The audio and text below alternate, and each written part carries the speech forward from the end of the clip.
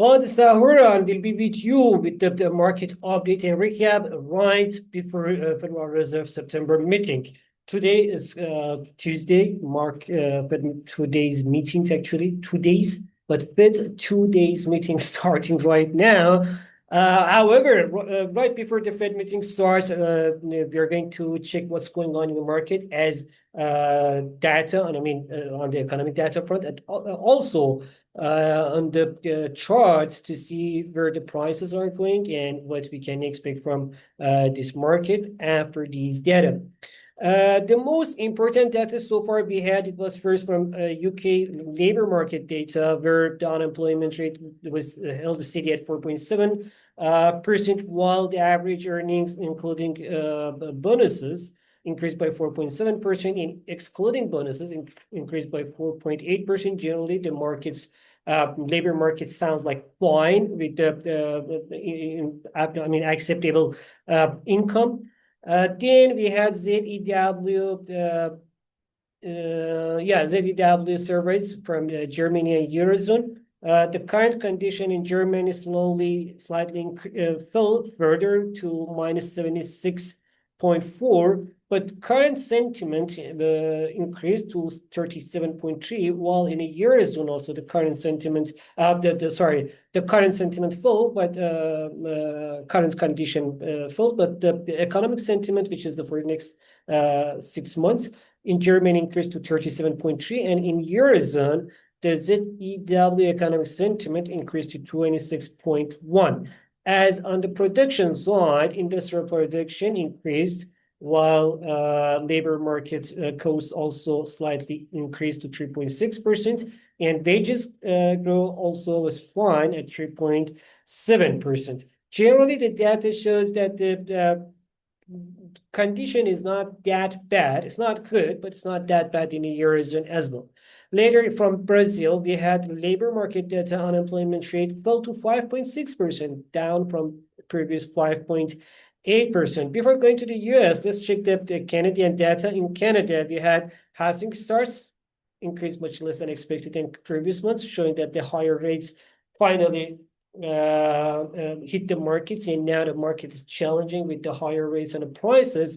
Also, the inflation, but however, on this other side, when we are looking at the inflation data, we can see that the inflation for the second consecutive month is holding under 2% at 1.9%, slightly above 1.7% that we had previous month, but still down from the previous, like several months ago, which was about 2.4-2.5%. Now the inflation for the second consecutive month staying under 2%. The headline inflation, the core inflation, was flat in August, and core on the annual scale also was flat at, I mean, it didn't change at 2.6%. Generally, the data shows that the Bank of Canada has enough reason to cut the rates by another 25 basis points tomorrow.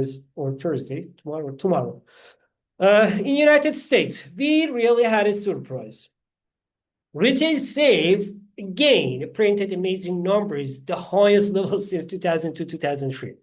The Red Book at 6.3% annually, one of the highest. I mean, yeah, it was slightly lower than the 6.6%, but it's one of the highest levels since 2000. Oh, sorry. There was some advertisement voice. Yeah. I was saying that the Red Book index increased by 6.3%. Yeah, it was down slightly lower than the 6.6%, but still, it's one of the highest retail sales index since 2002-2003. Generally, the retail sales increased amazingly. On the monthly scale, headline retail sales increased by 0.6%. Annual, 5%. Amazing. Core retail sales on the monthly scale increased by 0.7%. That shows that still the consumers have money and they are confident on spending more money. But the other surprise we saw in the export and import prices. The export price increased by 3.4% annually. And on the monthly scale, export price increased by 0.3%, one of the highest since 2002, 2003. On the import side, the import price index on the annual, on the annual scale, it was zero. I mean, it was flat, but 0%. But on the monthly scale, import price also increased by 0.3%. These data says that this underlying risks of inflation, this is still there. And probably what the Fed members say that we should be more curious and go data-based on, decide data based on the market and based on the market data. And we shouldn't go so fast with the 0.50% or higher rates cut. That's what exactly they say. And that now we can see that's totally correct. On the other hand, if we look at the production side, we can see that industrial production slightly eased to 0.87%. On the annual scale. On the monthly scale, it increased only 0.1%. Manufacturing production also increased only 0.2%. The housing market index stayed unchanged at 32%, and retail inventories increased by only 0.1%, while the wholesale inventories or business inventories also, the business inventories also didn't change at 0.2%. These data says that, yes, inflation is there.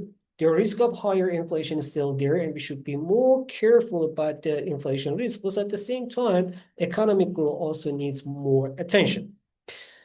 Let's check the chart and see with these data in the chart what we can expect. US dollar index, which has been falling so far today and surprised the market by falling under 97 mark, while generally we were expecting to see the dollar index between 97 and 98 before Fed meeting, until the Fed meeting and the data published, and especially the statement published with dot plots. But what we see now is that now these data shows we shouldn't be too much confidence on higher rates cuts. With these data, we should be more careful about the market condition. And that's why the dollar index, which was falling, we should expect some recovery, and probably dollar index again can reverse back towards 97.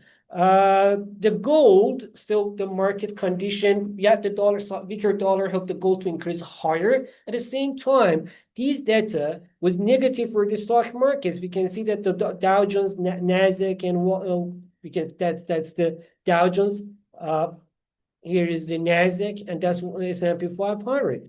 All of them, they are falling down. They are giving back all their gain that they had so far today. So which means that the market now, with these better than expected retail sales, they are more cautious. However, as I mentioned, the economic activity is also slightly eased, but still the data are positive and fine, which can be another sign of being more careful about the market condition. Generally, what we can see here that this is what we can see in the data is that Federal Reserve can be more focused. Or at least we can say that they will be less focused on the dovish policies.